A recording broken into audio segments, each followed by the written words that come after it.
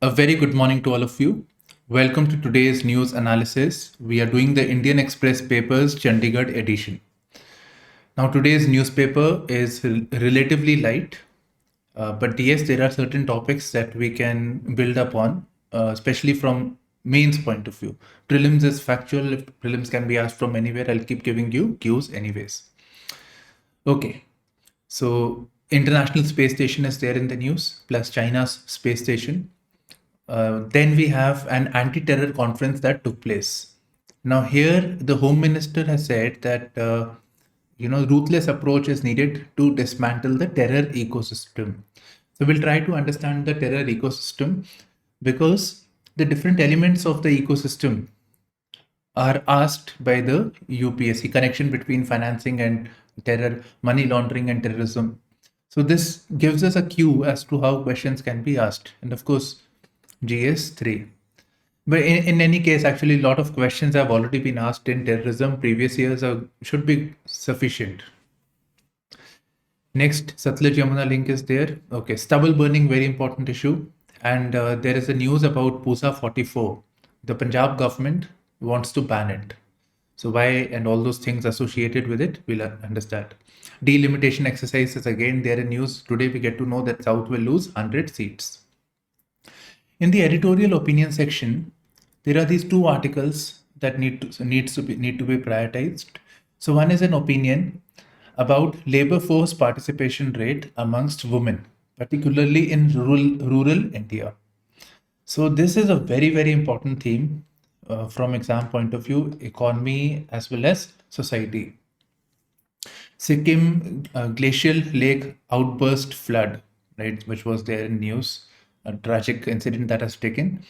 So there is an editorial on this. I think you should prepare an answer on this. You should prepare a short note.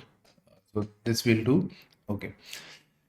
Then after that, we have the explainer, Nobel Prize in Literature, Nagorno-Karabakh. I don't want to explain. We have done it multiple times. Economy, nothing very, it's fine. Routine news is there. Okay. Now, before continuing with the news analysis, I would like to tell you we have a mentorship course. You want to do answer writing practice, anything, static topics, you have doubts, you want a structured timetable, everything would be made available at a nominal price of rupees 6,000.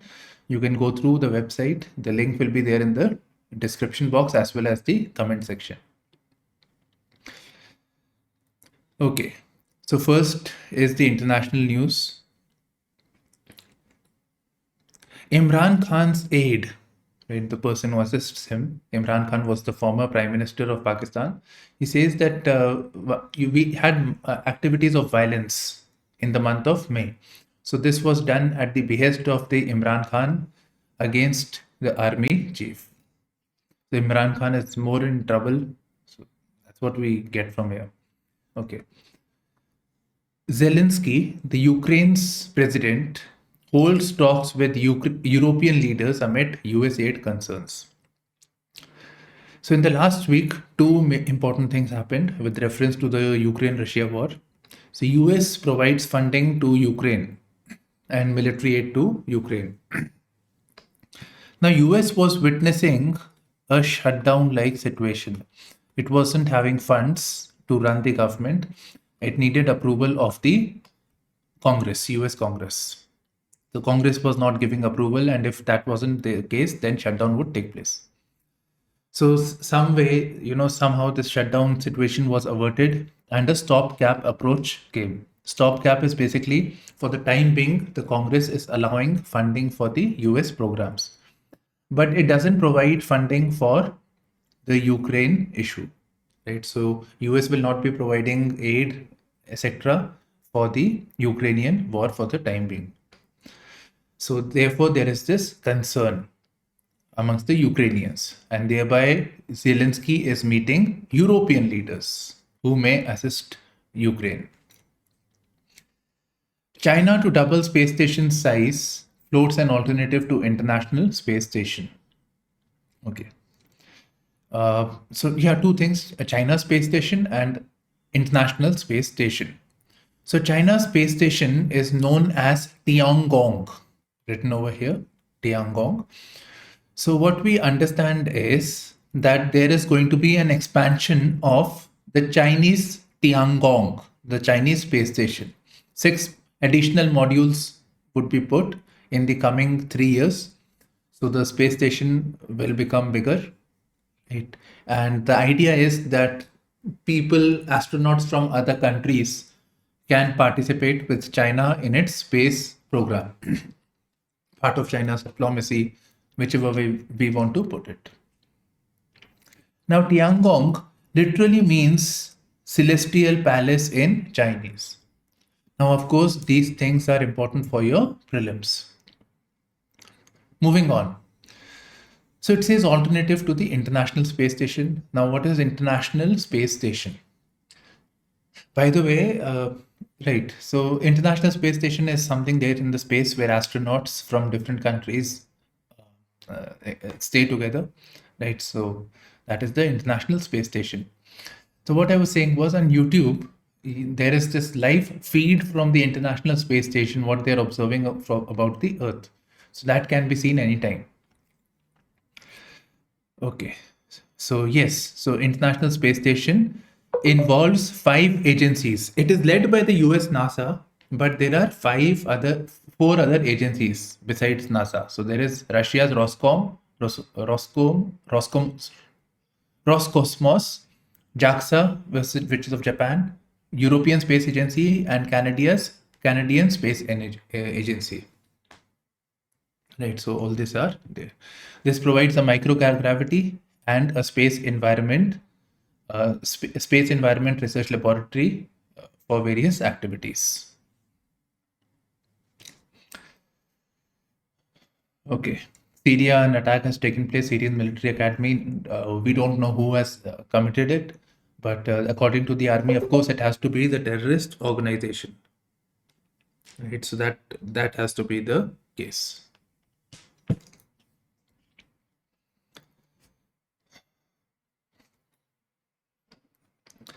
Very briefly, we will do it. We really don't have to do this news also. Okay, so this boy, right? In the Buddhist tradition, what they do is children go to the monastery, and things of important priests, etc. Right? So they are put showcase to that person. So this boy approached the things of a famous Mongolian king known as Bogd Khan. He was a king who devoted himself to the cause of Buddhism. So it is believed that the soul of Bogd Khan has come into this little boy. Okay, so that is it. Now the Communist Party of Chinese are concerned. They don't want his interaction with Dalai Lama. So that's the overall issue. But yes, we get to know about a personality known as Bogd Khan. Next is Aam Aadmi Party case. So Supreme Court questions Enforcement Directorate. Where is the evidence against the Deputy CM? This will fall flat. So basically, the case is not very, very strong, Deputy CM and against the others. So that is what the Supreme Court is questioning on the money laundering matter. Okay, now this is important from GS3 point of view. So NIA, National Investigation Agency, organized a 2-day anti-terror conference on the issue of terrorism. Home Minister naturally presided it. So he says must dismantle entire terror ecosystem, and we need a ruthless approach. Now I know that when he's saying the ruthless approach is use of weapons, arms, state machinery, security forces against the terror. But terror ecosystem involves a much larger ambit over here. So each one briefly we will discuss it. And UPSC has this habit of, for example, linking finance with terror, state actors with terror, right? So arms trafficking, money laundering with terror. So that type of questions are typically asked in the GS3 paper. So the terror, the activity of terror, militancy, Yeah. So it involves an element of finance. Funding has to be provided for terrorist activities, organization, everything. So that is there. So funding. Now for that we have this Prevention of Money Laundering Act. PMLA is there. We are working on the Black Money Act. Then at the same time, international Pakistan, etc., are brought under the ambit of Financial Action Task Force, an international organization, right? So finance, funding, money laundering. So that's associated with terrorism. Then, of course, militants. There's slight difference between militants and terrorist, but yes, okay. I'm using it interchangeably right now. They need arms, they need weapons, right? So weapons are coming from trafficking because, unlike the Indian Army, Pakistan Army, anything, they get the guns from the arms, ammunition from the government itself, from companies, etc. But in this case, they are trafficked illegally through the terrorism, right? So that is there. Now, for them to get these guns, etc., how will they get the guns? They have to purchase it. So again, funding is involved over here. Okay, so arms trafficking. And who will traffic the arms? Organized crime syndicates. Actually, a question has been asked linking the connection between the organized crime syndicates and terror. And again, for financing also, organized crime syndicates using this Hawala network and everything, they provide funding to the terrorist organization. Okay.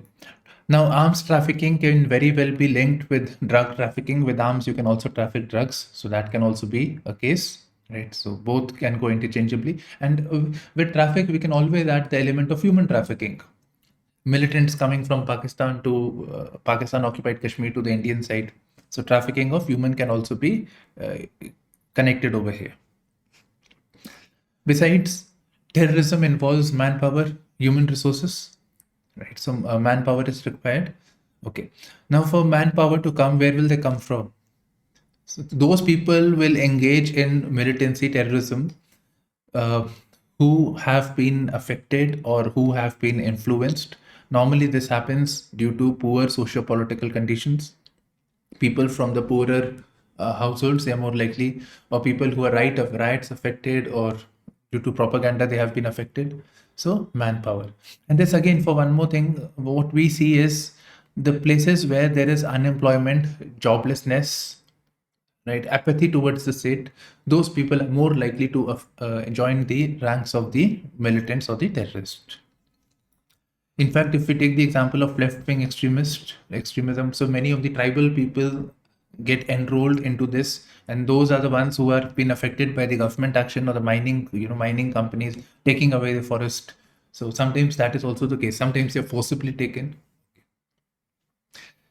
Now here, there is the role of state as well as non-state actors. Pakistan playing a role in promoting terrorism in India, so that is a state actor. US creating a Nusra front against the Syrian government, that is a state actor. US is a state actor. Right, so the role of the state actor as well as non-state actors, so which is not associated with the government. So that may also be the case. And nowadays a new element is also there, that is cyber, the domain of cyber terrorism you can add, or use of the internet means for planning, communication, for providing funding. So cyber element also comes, cyber for indoctrination, right? Taking advantage of the socio-political situation. So that can also be the case. So if we have to have a ruthless approach, all of them collectively have to be addressed. And as far as I can tell you about internal security, GS3 paper, this has already been asked in the examination. In fact, this also has been asked. And I'll tell you what innovation they did. Terrorism as an industry. Remember, I said terror requires manpower, and I said terror requires human resources, because actually they have asked terrorism as an industry. And maybe it was in context of the several militant organizations that came up in the West Africa and the Middle East region somewhere around 2015, 16, 17. So there was a competition between terror organizations, and it's been concerned that terror requires all these elements, the factors of production. Okay, so yes.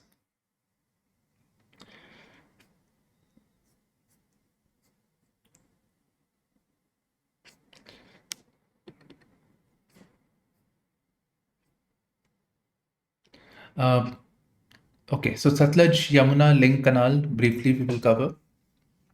So Satluj River, of course, passes through Pakistan, Punjab, and then we have the Yamuna River, which goes like this. So through Punjab, connecting the Yamuna river. That would be Satluj Yamuna link.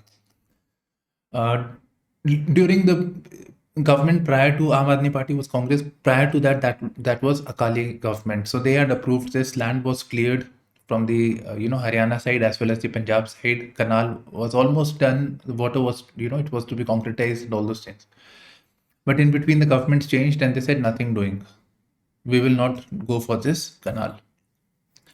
Now, what is the Punjab administration government doing about this? So, what are they arguing? They are saying that we are water scarce. We have groundwater extraction is more than 100% in 76.5% of the districts of the blocks. Now, you can use this facts in your answer writing also, that green revolution has led to water depletion. So that you can add there also. Okay. So Punjab does not have water. So how can they give water to the other state? So it says Punjab is 76.5, while Haryana it is only 61.5%. Secondly, they are expecting to pass a law, right? So I've put my phone on silent, but yet I keep getting this messages. 1 second. Okay. So yes. Yeah, so they're planning to go to the legislative route. Let us see what law, what resolution the legislature pass on this effect. Supreme Court has said that they want a survey of the land and then come to a conclusion. Now we come to the stubble burning issue. Okay. So very quickly, what is stubble burning?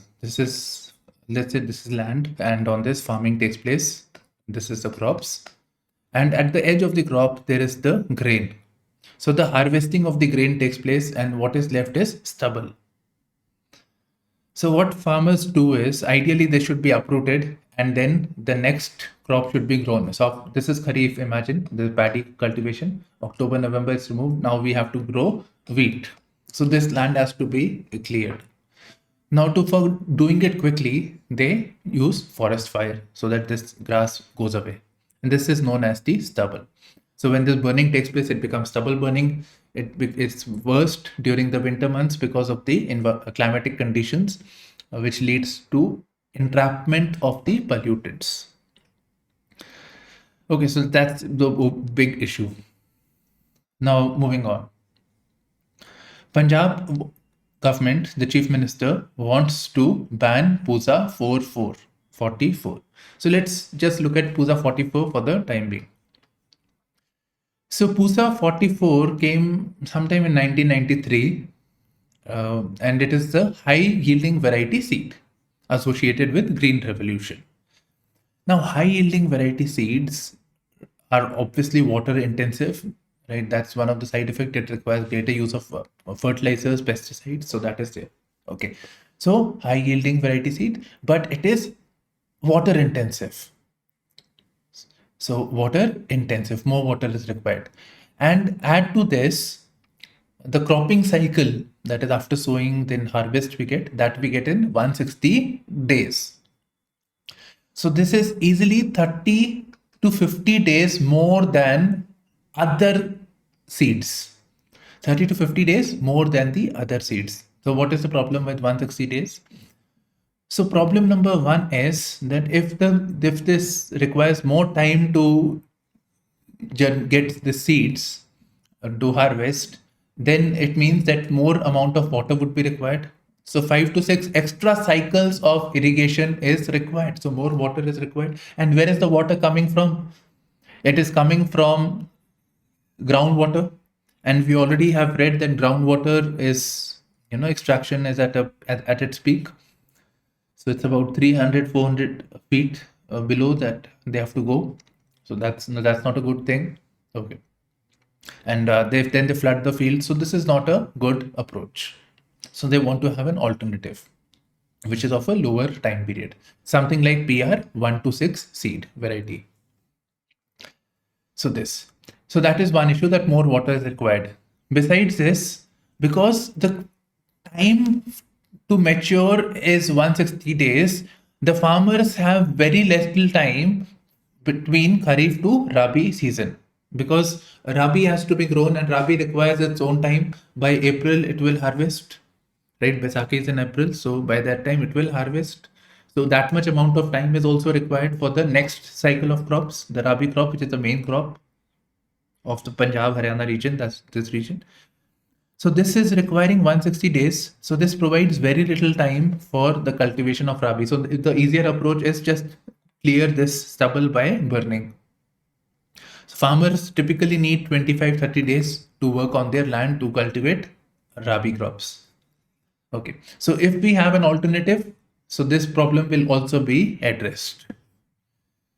So this was about WUSA 44. Alternative proposal is PR 126. There are other also, actually, something like 70, 90. So that is also there. Okay. Now, what approach is required to deal with the issue of stubble burning? So one is obviously imposing a penalty, fines, filing FIR. So those approaches are there. So this incentivizing farmer, punishing the farmer.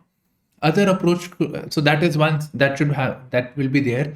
But besides this, the stubble can be monetized. The stubble that is growing, it has its own benefits, so that can be taken advantage of by the farmer. What advantage? Stubble can be processed into fodder for the livestock, so that can be there, or it can be used as a biofuel. Okay, stubble can be used to, like, for example, here there is a farmer who is using the stubble. The stubble is decomposed and we get a manure.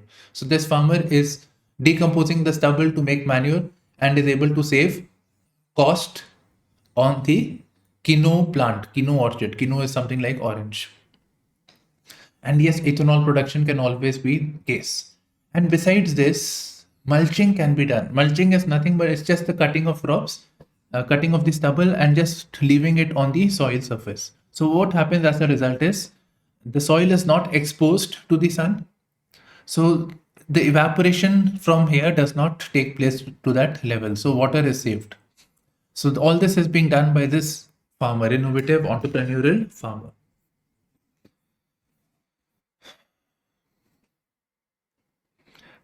This government, Madhya Pradesh, is to have 35% reservation in all government jobs. Now, reservation in government jobs comes from which article? Article 16, section 4. Socio-economic, let's see how they do it. Let's see. Not gone through it. The women can be given or not. Let's see. Next, South stands to lose 100 seats. PM rules delimitation dies. Okay, fine. Thank you. So what is delimitation? Delimitation, as the name itself suggests, it is delimiting or defining the boundaries of the constituency. Now, if we go to the article of the Constitution, there are two articles, Article 82 and Article 170 of the Constitution. So they say that after every census, there should be a delimitation exercise be done. So census happens every 10 years. After that, delimitation exercise should be done so as to modify the size of the constituency so that we have the parity in seat to population ratio. Right, so delimitation has to be done. So president will do it, of course.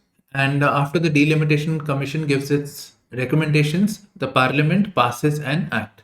So this we get from Article 82, we just referred this. Article 170 provides for constituencies for assembly elections. Article 82 is for parliament, of course.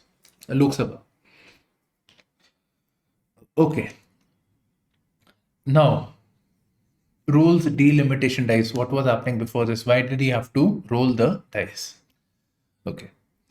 So delimitation was to happen after every census, but 1976 onwards, there was a freeze on delimitation exercise. Why? Because there was a concern at that time that there were migrants coming from, let's say, Bangladesh and etc.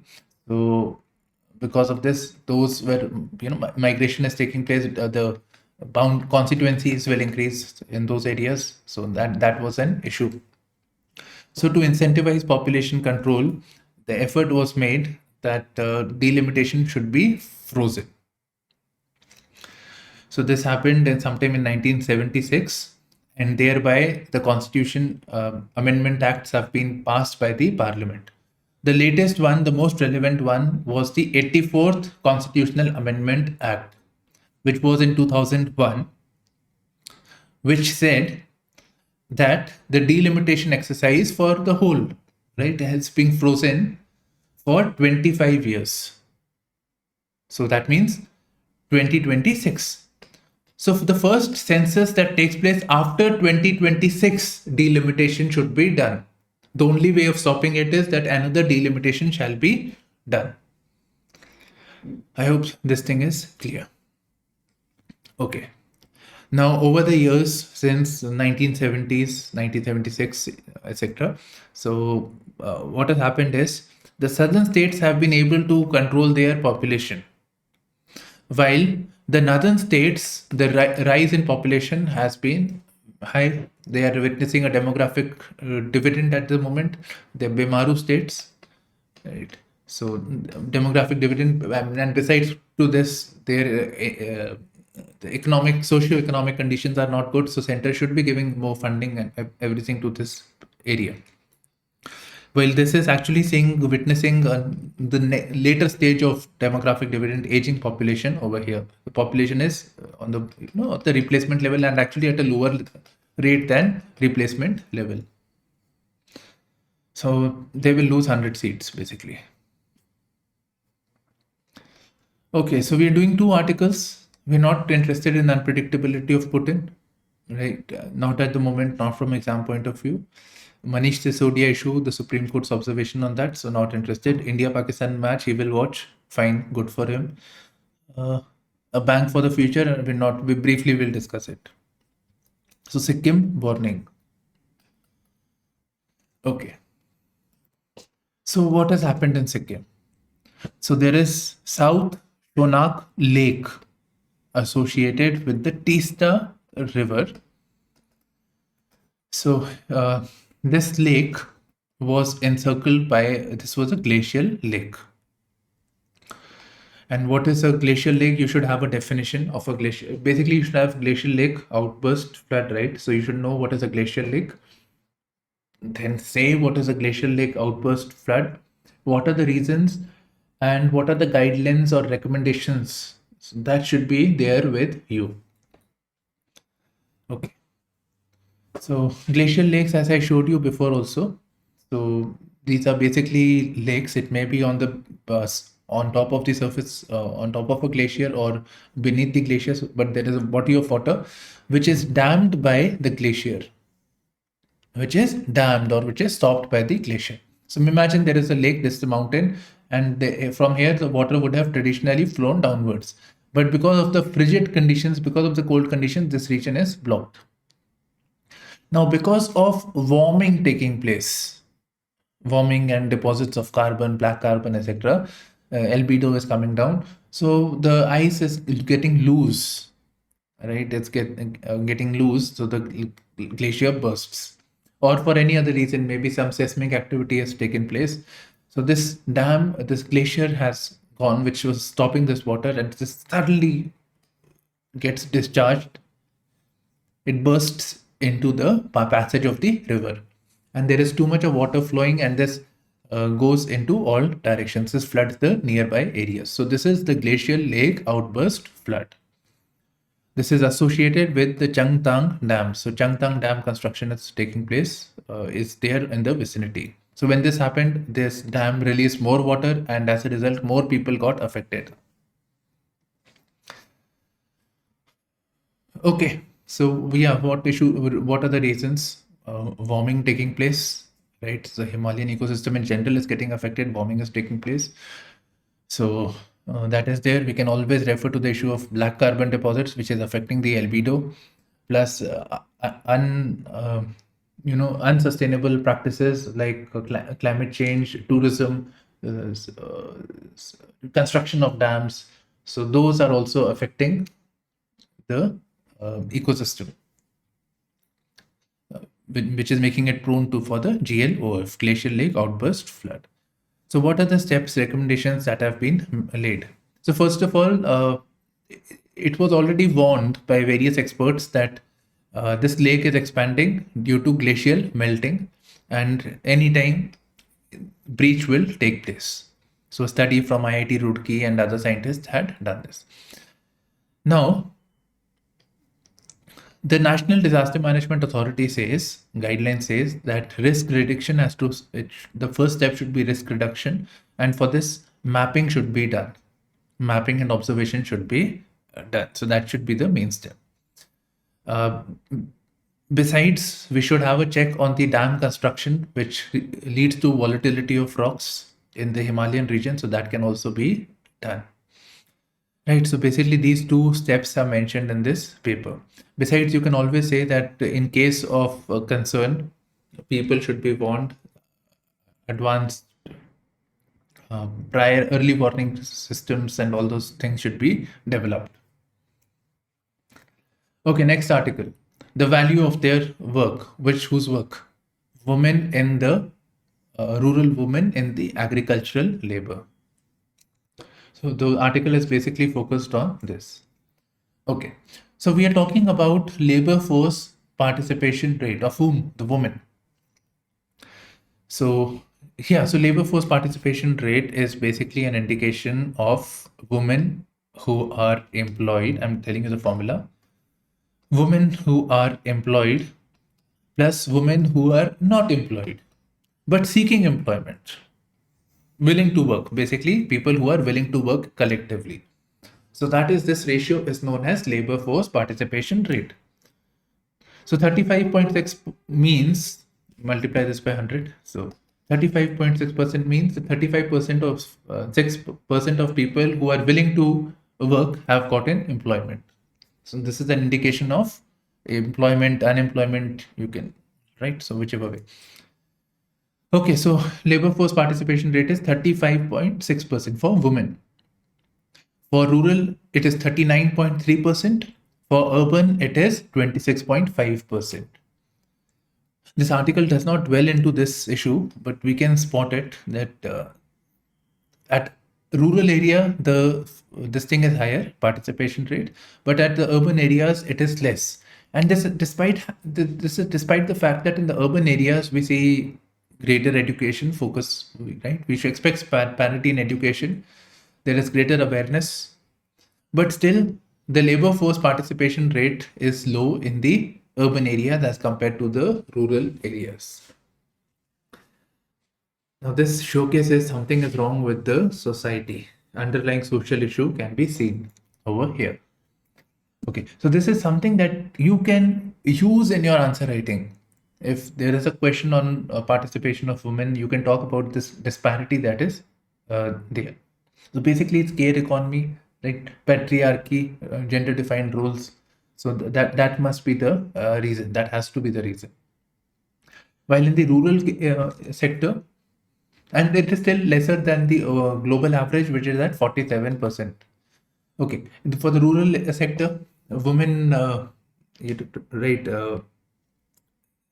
Urban man may be earning a bit more to be able to take care of the family, but in the rural, both have to work. Women generally work as agricultural labor.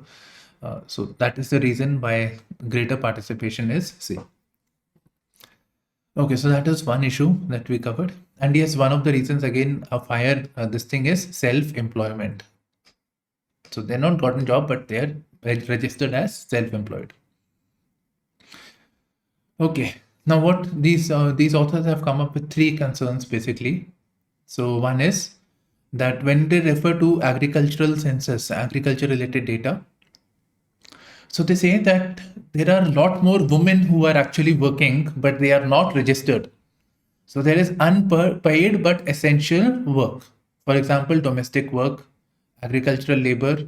So these work is not reflected in the labor force participation rate. So this is not counted as labor, which it should be. Second and very important issue is land holding. And this is a very important issue. 14.7% of operational land holding farming sector is taking place. 14.7% is with women. The rest, of course, is with the male.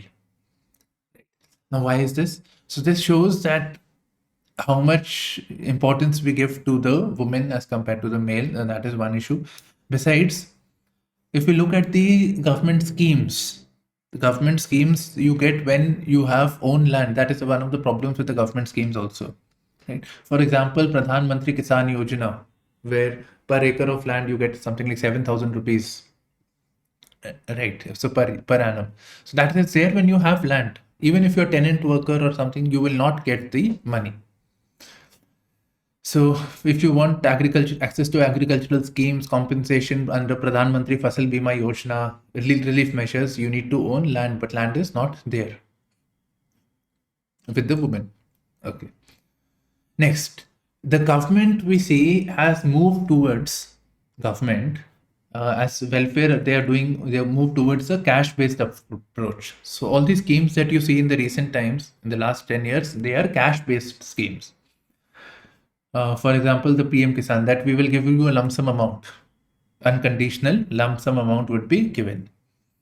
Likewise, Pradhan Mantri Fasal Bima Yojana, insurance scheme. So that also will happen when you own a particular amount of land. Then you will get the money. So that happens when you own land, but women are not owning land.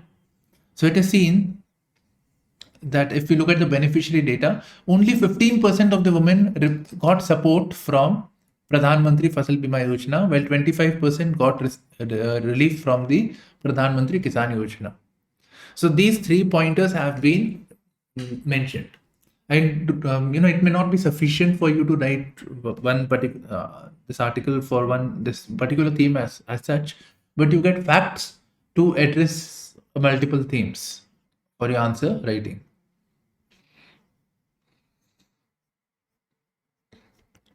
Okay.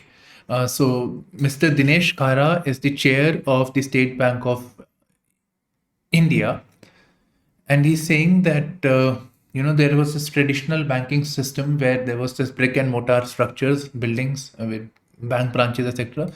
Nowadays, with the technology, with the changes that have taken place, we have the emergence of private banks, specialized non-banking financial companies. We have payment banks, etc.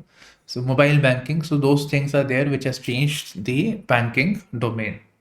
While it improves accessibility, financial inclusion, at the same time, there are threats. Right? There are threats, there are vulnerabilities growing at the same times.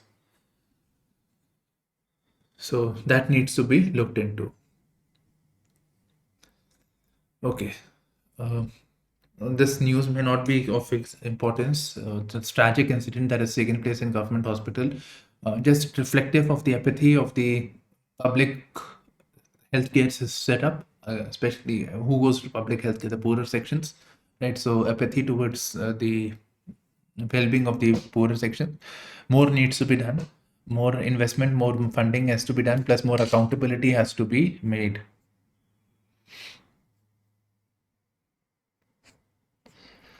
Coming to the business section, service activity at 13-year high in September on strong demand. It's every year, I mean, every 2 months there is something else they keep saying. Okay, fine, good for us. Infosys is saying that your outlook for the year is not very good. Here we get something else. Okay.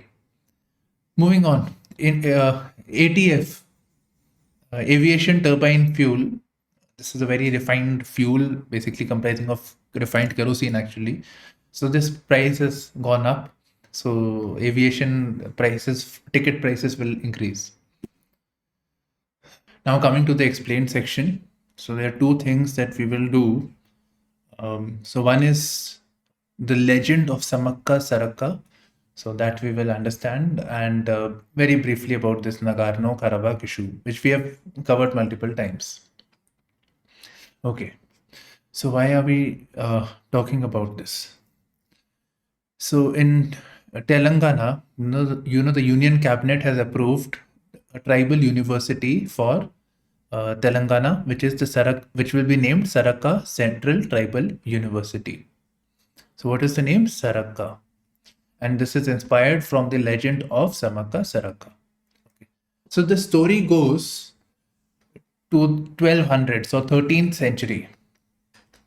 So 13th century. So there was, this story is about Samakka Saraka, mother-daughter duo, mentioned over here, which is revered by the local tribal community, which is most likely the Koya people. I say most likely because they don't mention over here, they mention somewhere here Koya people and etc. Right? So Koya people. Okay. So Samakka, who's the mother, was married to Pagi Didda Raju. So she was married to him, who belonged to the Kakatiya dynasty. Right. So he belonged to the Kakatiya dynasty, which was ruling Varangal. Right. So which is in part of Andhra Pradesh. Okay, Varangal region. So there was a tax imposed on the Koya people, and there a battle imposed. They were protesting, so a battle was imposed. Battle was happening. Okay. Saraka, who was the daughter of Samakka, so she died. She died. She was protesting she was making a case for the Koya people. Now, when she died, when she was protesting for the taxes that were imposed, so Samakka left away, she abandoned everybody, and she just vanished, and she joined the tribal people. And thereby the locals over there, they revere Samakka and Saraka. And from time to time, they carry this Jatra or Jatyatra, right? So that happens. This is known as Samakka Sarlama. Saraka is known as Sarla also. So that is what it is saying. Now this university is coming in Mulugu district, and the Mulugu district is also having close to this is the Ramappa temple, which is a UNESCO heritage site. Now coming to the Nagorno-Karabakh issue. So 2 weeks back, there was a war happened between Azerbaijan and this. They were trying to take this territory, which is known as Nagorno-Karabakh. So this territory internationally, it is recognized as part of Azerbaijan, but this was independent. So this was more or less independent with the help of Armenia, the neighboring country. And this was known as the Republic of Astrakh. Fine, so this was independent. Now, this war kind of took place, and this was liberated. This became part of Azerbaijan, not liberated, but became part of Azerbaijan. And this place used to have a lot of Armenians. So these Armenians started to go outside because they feared that they will be targeted once the Azerbaijan government comes into rules over here. Now, how does it affect India? So basically, it should not affect India. India has good relations with Armenia as well as Azerbaijan. Right, so good relations with them. But yes, there is one thing that we have this proposed corridor, India in Middle East, Europe corridor. So that is there, the North-South Transport Corridor, Ashgabat Agreement. So this connectivity project shall pass through. So if there is a political instability that affects, so this naturally affects our connectivity initiatives in this region. So it affects our connectivity to the Caucasus region. Besides this, historically also we have had good ties. Historically we have had relations with this Armenia, Azerbaijan, for example. It's believed that around 2000 BC, so what is 2000 BC? So 4000 years ago, during the time of Harappas, basically, a Syrian warrior queen, Semiramis invaded India. Okay, so that she invaded into India. So this is during the Harappa time. Harappa's finished decline during the 1700 BC. So good 300 before that. Then we have two princes known as Krishna and Ganesha. So they escaped from Kannauj and settled in Armenia. So they established Indian settlements. So this is 149 BC. Then we hear about Armenian traders trading with the Mughal Empire through they came to Agra to trade. Then it is believed that Akbar's wife, one of the queens, Begum, Mariam Zamani, was uh, from Armenia region. Now I have a problem with this because when I Google Mariam Zamani, I get the name of Jodha Bai. So her name, changed by the Mughals. So basically, these things are mentioned. Plus, they have defense ties also. India has deal with them to provide Armenia with the Pinaka rockets. So those defense-related deals are also there. Then, as I told you before, they are part of the North-South Transport Corridor. So connectivity initiatives will get affected when there is political instability. Okay, last news. No, in Norwegian laureate. Okay, so John Foss has got Nobel Prize for Literature. John Foss and his translator. So sorry, John Foss alone has gotten this thing. He is a poet, novelist, essayist, as well as translator.